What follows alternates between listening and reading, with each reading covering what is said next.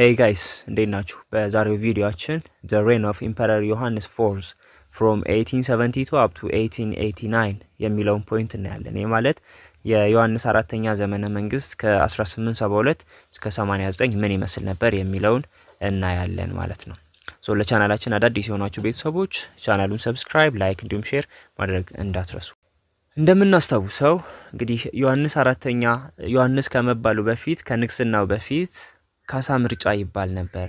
ስለዚህ ካሳ ምርጫ በወቅቱ የነበረውን ከ1868 እስከ 71 ይገዛ የነበረውን ተክለ ጊዮርጊስ የተባለው ወይም ከዛ በፊት ዋክሹም ጎበዜን 1871 ላይ አሰም ላይ ጁላይ 1871 አሰም ላይ እንግዲህ ዘ ባትል ኦፍ አሰም ላይ ካሸነፈ በኋላ 1872 ዮሐንስ አራተኛ ተብሎ የንግስና ስም ተሰጥቶት እንግዲህ የኢትዮጵያ ንጉሠ ነገስት ሆኗል ማለት ነው። So startup question ላይ what were the method of Emperor Johannes to reunify Ethiopia? እንግዲህ ኢትዮጵያን ሪዩኒፋይ ለማድረግ እንደገና ለማቋቋም ወይም አንድ እንድትሆን ለማድረግ ምን አይነት ሜቶዶችን ይጠቀም ነበር? በምን አይነት ዘዴ ነው ሪዩኒፋይ ማድረግን ወይም ሪዩኒፋይ ያደርግ የነበረው ኢምፐረር ዮሐንስ የሚል ነው startup questionናችን ላይ። So Johannes was ready to tolerate the existence of strong regional governors with a high degree of autonomy when they recognize his superiority.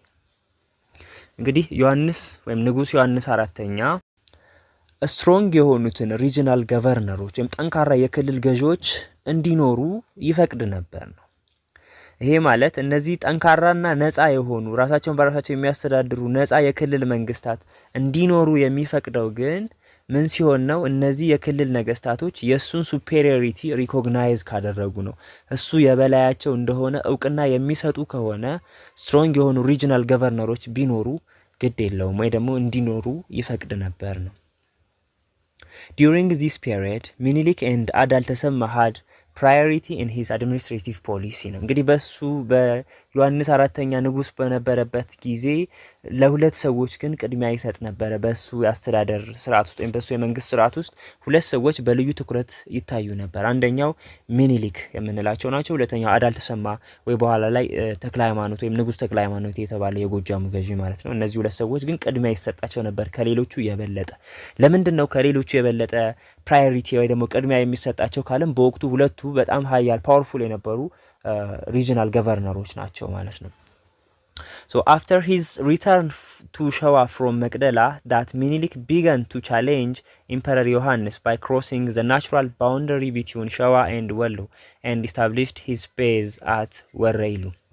እንግዲህ ሚኒሊክ ከመቅደላ ወደ ሸዋ ከተመለሰ በኋላና የሸዋ ንጉስ ከሆነ በኋላ በንጉስ ዮሐንስ ላይ ከፍተኛ የሆነ ተጽዕኖ ያሳድር ነበር ወይም ትንኮሳ ይፈጽም ነበር። ይሄ ማለት ናቹራል የሆነ ባውንደሪያቸውንም ክሮስ አድርጎ ወደዛ ወደ ግዛቱ ወዳልሆነው ወደ ዮሐንስ ግዛትም ጭምር ይገቡ ነበር ሚኒሊክ ማለት ነው።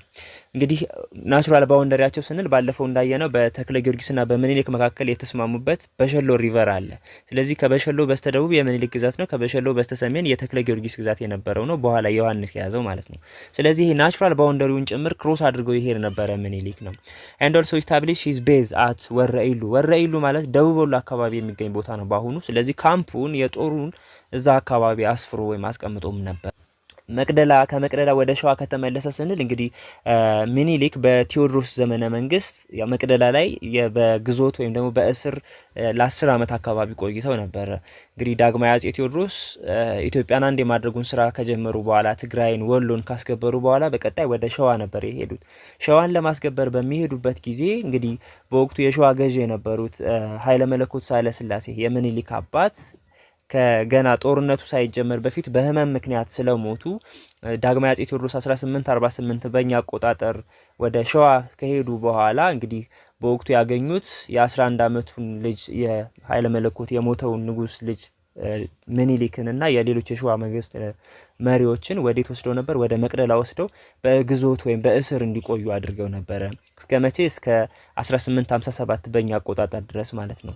ጤና 1857 ላይ እንግዲህ ሲወሰዱ 11 አመት የነበራቸው ሚኒሊክ ከ10 አመት በኋላ 21 አመታቸው ላይ 1857 ከመቅደላ በእስር ከቆዩበት ቦታ አምልጠው ወደ ሸዋ ተመልሰው በ1858 በእኛ አቆጣጠር ኪንግ ኦፍ ሸዋ ወይ ደግሞ የሸዋ ንጉስ ተብለው ተሾመው ነበር። ስለዚህ የሸዋ መንግስት ወይም የሸዋ ገዢ ንጉስ ነበሩ ማለት ነው። ስለዚህ ከመቅደላ ወደ ሸዋ ከተመለሱ በኋላና የሸዋ ንጉስ ሆነው ከተሾሙ በኋላ በዮሐንስ ግዛት ላይ ወይም በዮሐንስ ላይ ከፍተኛውን ተጽዕኖ ወይም ከፍተኛ ተገዳዳሪ ኃይል መሆን ችለው ነበር የሚለውን ለመንገር ነው እዚህ ጋር። So but in the early 1870s Johannes was too busy with Egyptians in the north to give any meaningful help to his candidate Ahmad Liban.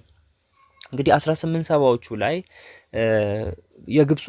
ግብጾች ኢትዮጵያን ለመውረር በተለያየ አካባቢ እንግዲህ ወረራ መፈጽመው ነበር። ስለዚህ ዮሐንስ ይሄን የሀገሪቱን አንድነት ለመጠበቅ የሀገሪቱን ድንበር አልፎ የሚገቡ ግብጾችን ለመዋጋት በጣም ቢዚ የነበረበት ጊዜ ነው 1870ዎቹ ማለት ነው። በተለይ በ1870ዎቹ መጀመሪያ አካባቢ ላይ። ስለዚህ በዚህ ጊዜ ዮሐንስ ከግብጾች ጋር ከፍተኛ ጦርነት ውስጥ ገብቶና ቢዚ ሆኖ ስለነበር ይሄ አህመድ ሊበን የሚባለውን ሰው ምን ማድረግ አይችልም ነበር፣ ሄልፕ ማድረግ ወይ ደግሞ ማገዝ ሊረዳው አልቻለም ነበር ነው። ሶ ኢን ዘ ሌት 8070s እዚህ ጋር 9070s ይላል 8070s ብላችሁ አስተካክሉት። ኢን ዘ ሌት 8070s ሚኒሊክ was able to get the upper hand over his rival by capturing Makdala and imprisoned Abba Watao and appointed Muhammad Ali as a governor of Wallo.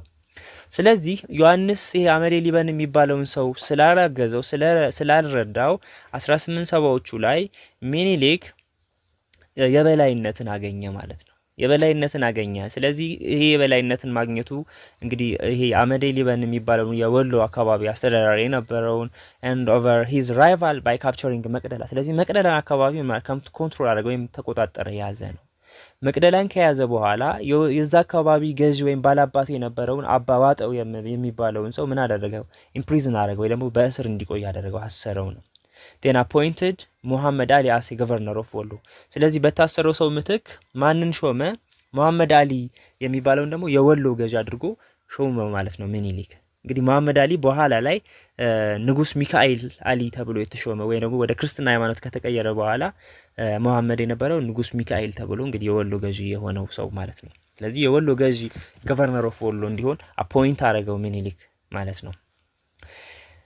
In 1875 and 1876 ዮሐንስ defeated the Egyptians at the Battle of ጉንደት and ጉራ respectively። እንግዲህ በ1875 እና 76 ዮሐንስ ከግብጾች ጋር ከፍተኛ የሆነ ጦርነት አድርጎ በ1875 ጉንደት ላይ በ1876 ደግሞ ጉራ ላይ ግብጾችን ሁለት ጊዜ አሸንፏል ነው።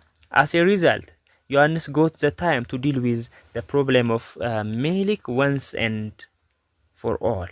ስለዚህ ከግብጾች ጋር የነበረውን ችግር ከፈታ ካሸነፋቸው በኋላ አሁን ከምኒልክ ጋር ቁጭ ብሎ ሊነጋገርበት የሚችለው ወይም የእረፍት ጊዜ አገኘ ነው። ከምኒልክ ጋር የነበረው ያለበትን ችግር ለአንዴና ለመጨረሻ ጊዜ ለመፍታት እረፍት ወይም ደግሞ በመሃል ጋፕ አገኘ ነው።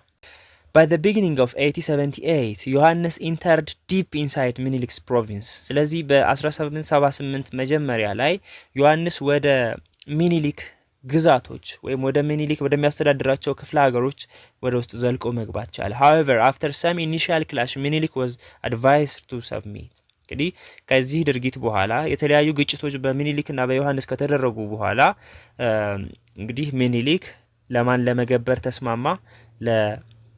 ለዮሐንስ አራተኛ ወይም ደግሞ ለኢትዮጵያ ለወቅቱ ለኢትዮጵያ ንጉሠ ነገሥት ለመገበር በሱ ስር ለመሆን ከስምምነት ደረሰ ነው። After ሚኒሊክስ submission እንግዲህ ሚኒሊክ ከተስማማ ለመገበር ከተስማማ በኋላ they meet at Liche in the northern Shawa and made agreement on March 20 1878። ስለዚህ እንግዲህ ሚኒሊክ ለመገበር ከተስማማ በኋላ ሁለቱ ማለትም ሚኒሊክና ዮሐንስ አራተኛ የት ላይ ተገናኙ? ሊቼ የምትባል ቦታ ሰሜን ሸዋ ውስጥ ወደ ደብረ ብርሃን አካባቢ የምትገኝ ቦታ እዛ ላይ ተገናኙ፣ ሚት አደረጉ ነው። ዜን እዛ ከተገናኙ በኋላ ስምምነት ላይ ደረሱ። መቼ ነው ይሄ ስምምነት ወይም ሊች አግሪመንት የተፈረመው? 1878 ማርች 20 ላይ ማለት ነው። in this agreement ሚኒሊክ accepted the overlordship of ዮሐንስ። በዚህ ስምምነት በዚህ በሊቼ አግሪመንት አማካኝነት ሚኒሊክ ምንን ተቀበለው የማክሰብት አደረገ? the overlordship of ዮሐንስ የሚኒሊክ የበላይ መሆኑን፣ ምክንያቱም የሀገሪቱ ገዢ ስለነበር የበላይነቱን ተቀበለ ማለት ሚኒሊክ። በተለያዩ ስምምነቶች ዙሪያ ነው እንግዲህ ከስምምነት የደረሱት በተለያዩ ጉዳዮች ላይ። አንዱ the overlordship of ዮሐንስ ነው። የዮሐንስን የበላይነት አክሰፕት አደረገ ሚኒሊክ and agreed to pay annual tribute to the emperor ሌላው አመታዊ ግብር ለንጉሱ ለመክፈልም እንዲሁ ከስምምነት ላይ ደርሷል በሊቺ አግሪመንት አማካኝነት ማለት ነው። and to provide supplies for the imperial army when it passed through ሸዋ። ሌላው እንግዲህ ኢምፔሪያል አርሚ ወይም ደግሞ ወታደር እንዲሁም የጦር መሳሪያዎችን እንዲሁም ወታደሮችን ለ ምን ማድረግ ሰፕላይ ማድረግ ወይም ማቅረብ ነው፣ ፕሮቫይድ ማድረግ ነው ለንጉሱ ለዮሐንስ። እንግዲህ ንጉሱ ዮሐንስ ስለሆነ የዋናው የሀገሪቱ ንጉስ፣ የሸዋው ንጉስ ምኒልክ ለዋናው ለብሔራዊው ጦር ለኢምፔሪያል አርሚ ምን ያደርጋል? ፕሮቫይድ ያደርጋል ነው። ፕሮቫይድ የሚያደርገው ወታደሮች ሊሆን ይችላል፣ የጦር መሳሪያ ሊሆን ይችላል። እነዚህን ፕሮቫይድ ያደርጋል ነው። then renounced the title of king of kings but he was allowed to maintain the title of king። እንግዲህ እቺኛው በተለይ ኪንግ ኦፍ ኪንግ የምትለዋል ብዙ ጊዜ ዮሐንስንና ምኒልክን ስታጋጭ የነበረች ሁነት ናት። ምንድነው ምኒልክ ራሱን ኪንግ ኦፍ ኪንግ ብሎ ነበር የሚጠራው። የንጉሶች ንጉስ ወይ ደግሞ ንጉሰ ነገስት ነበር የሚጠራው። የሸዋ ንጉስ ነው፣ የአንድ ክፍለ ሀገር አስተዳዳሪ ነው። ነገር ግን ኪንግ ኦፍ ኪንግ ብሎ ራሱን ይጠራ ነበር ነው። ስለዚህ ይሄ ደግሞ በዮሐንስ ተቀባይነት አያገኝም ነበር። ምክንያቱም የሀገሪቱ ገዢ ብዙ ክፍለ ሀገሮችን የሚያስተዳድር የነበረው ዮሐንስ አራተኛ ነው። ስለዚህ ኪንግ ኦፍ ኪንግ መሆን ያለበት እሱ ነበር። ነገር ግን ምኒልክ ራሱን ኪንግ ኦፍ ኪንግ ብሎ ይጠራ ነበር። በዚህ በሊቺ አግሪመንት አማካኝነት ግን ምኒልክ የኪንግ ኦፍ ኪንግ ብሎ ራሱን የሚጠራውን ነገር ለመተው ተስማማ። ከዛ ምን ሆነ? ኪንግ ታይትል ኦፍ ኪንግ ወይ ደግሞ ኪንግ የሚለው ማዕረግ ግን ተሰጠው ነው። ስለዚህ ኪንግ ኦፍ ሸዋ ተብሎ ቀጠለ ነው። As a result, the frustration of his northward expansion opened his eye to the south። ስለዚህ ምኒልክ እንግዲህ ያው የናቹራል ባውንደሩን አልፎ ወደ ወሎ ክሩስ አድርጎ የተለያዩ ቻሌንጆችን ይፈጥር ነበር ብለናል። ስለዚህ ወደ ሰሜን የነበረው የመስፋፋት ሀሳብ ተሰናከለበት። ስለዚህ ወደ ሰሜን ስላልተሳካ አይኑን ወዴት መግለጥ ቻለ ወይ ደግሞ ትኩረቱን ወዴት ማድረግ ቻለ? ወደ ደቡብ ወደ ሳውዝ ዋርድ እንግዲህ ትኩረቱን ማድረግ ጀመረ ምኒልክ ማለት ነው ግዛቱን ለማስፋፋት። after the submission of አዳል ማለት ያው ተክለ ሃይማኖት ወይም ደግሞ አዳል ተሰማ ወይ ደግሞ ንጉስ ተክለ ሃይማኖት ተብሎ በኋላ የሚነክሰው ሰው ማለት ነው። after the submission of እንግዲህ አዳል ለመገበር ወይ ደግሞ በዮሐንስ ስር ከሆነ በኋላ ወይም ከገበረ በኋላ ዮሐንስ began to support him as counterweight to ምኒልክ ነው። ስለዚህ አዳል እንግዲህ ለዮሐንስ ለመገበር ከተስማማ ዮሐንስ በተቃራኒ እሱን ይሄን አዳልን ሰፖርት ማድረግ ጀመረ። ለምንድነው አዳልን ሰፖርት የሚያደርገው ወይ ደግሞ ተክለ ሃይማኖትን ወይም አዳል ተሰማን ሰፖርት የሚያደርገው ዮሐንስ አራተኛ ለምንድን ነበር? ከዮሐንስ ጋር እንግዲህ ይሄኛው አዳልን ሰፖርት በማድረግ የምኒልክ መስፋፋት እንዲያስቆምለት ነው። ምኒልክ ምክንያቱም ወደ ደቡብ መስፋፋት ፈልጓል። ወደ ደቡብ ለመስፋፋት አቅድ ይዟል። ስለዚህ ወደ ደቡብ የሚያደርገው መስፋፋት ለማስቆም ሌላ ተገዳዳሪ ኃይል መኖር ነበረበት። ያ ኃይል ደግሞ እንዲሆን የፈለገው ዮሐንስ ማን ነበር? አዳል ተሰማ ነበር። ለዛ ነው ሰፖርት ሲያደርግ የነበረው ነው። it was an attempt to discourage ምኒልክ's expansion to the south west። ስለዚህ የምኒልክ ወደ ደቡብ ምዕራብ አካባቢ የነበረውን መስፋፋት ዲስከሬጅ ለማድረግ ለማስቆም ዮሐንስ አዳልን ሰፖርት ያደርገው ነበር ነው። ምክንያቱም ከምኒልክ ጋር በፊት ለፊት ጦርነት መግጠም ስላልፈለገ በተቃራኒ እንግዲህ አዳልን ሰፖርት በማድረግ የምኒልክን ወደ ደቡብ ምዕራብ የመስፋፋት እቅድ ለማክሸፍ ወይም ዲስከሬጅ ለማድረግ ለማደናቀፍ ዮሐንስ አዳልን ሰፖርት ያደርገው ነበር ነው። he gave his permission to አዳልስ expansion south of the አባይ river ወይም አዳል ተሰማ ወይ ደግሞ ተክለ ሃይማኖት ወደ ደቡብ ኤክስፓንድ እንዲያደርግ ግዛቱን እንዲያስፋፋ ከአባይ በስተደቡብ ወዳሉ አካባቢዎች ግዛቱን እንዲያስፋፋም ፈቃድ ሰጥቶት ነበረ ዮሐንስ ማለት ነው። on the other hand አዳል showed his loyalty to the emperor by suppressing rebellions on the በጌምድር and ሰሜን in 1875 up to 1876። ስለዚህ 1875 እስከ 1876 ዮሐንስ ከግብጾች ጋር ጉንደትና ጉራ ላይ ከፍተኛ ጦርነት ላይ በነበረበት ጊዜ ይሄ አዳል የሚባለው ወይ ደግሞ ንጉስ ተክለ ሃይማኖት ለንጉሱ የነበረውን ታማኝነት በደንብ አሳይቷል።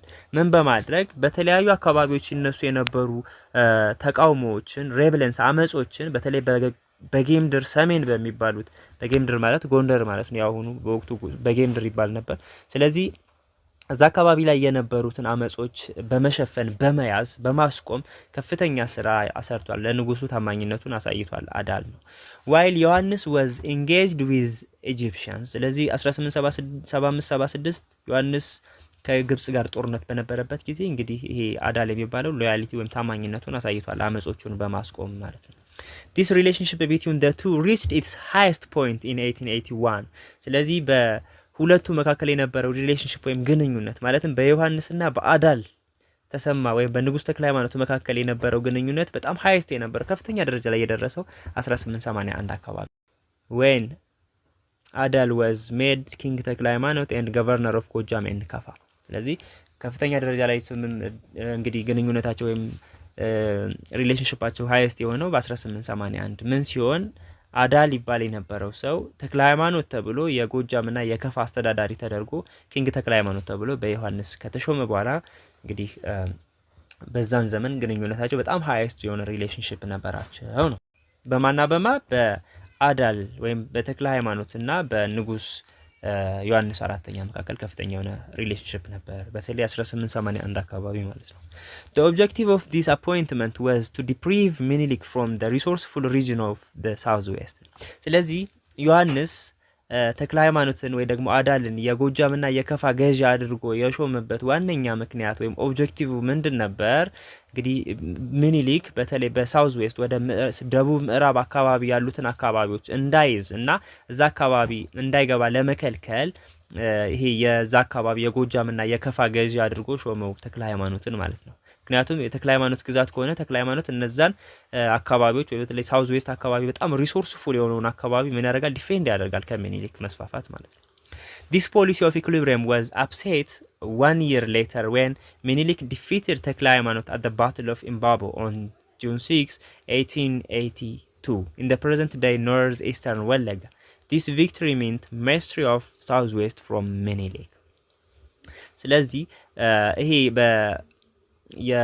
የዮሐንስ ኦብጀክቲቭ የነበረው ምንድነው? የሚኒሊክን በተለይ በሳውዝ ዌስት አካባቢ የነበረውን መስፋፋት ለማስቆም የዛ አካባቢ ገዢ አድርጎ ንጉስ አድርጎ የሾመው ተክለ ሃይማኖትን ነበር፣ ወይ ደግሞ አዳል የነበረው በኋላ ተክለ ሃይማኖት የተባለው ማለት ነው።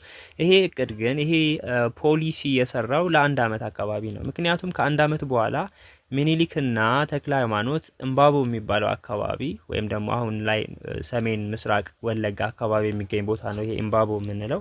ስለዚህ በዛ አካባቢ ላይ 1882 ሚኒሊክና ተክለ ሃይማኖት ጦርነት ገጥመው ሚኒሊክ ተክለ ሃይማኖትን 1882 ላይ እምባቦ ወይም ደግሞ ባትል ኦፍ እምባቦ የሚባለው ላይ ምን አደረገ? አሸነፈ ነው። ስለዚህ ይሄ ሚኒሊክ በተክለ ሃይማኖት ላይ ያገኙት የሚያስመዘገቡት ድል 1882 እምባቦ ላይ ማለት ነው የሳውዝ ዌስት አካባቢ ያሉ ሀገሮችን ወይም ቦታዎችን ለመቆጣጠር የሚያስችል ድል ነበር። እሷን ተክለ ሃይማኖትን ድል ካደረጉ በኋላ እንግዲህ ከፍተኛ የሆነ ግዛትን በሳውዝ ዌስት አካባቢ መቆጣጠር መያዝ ችለዋል ማለት ነው።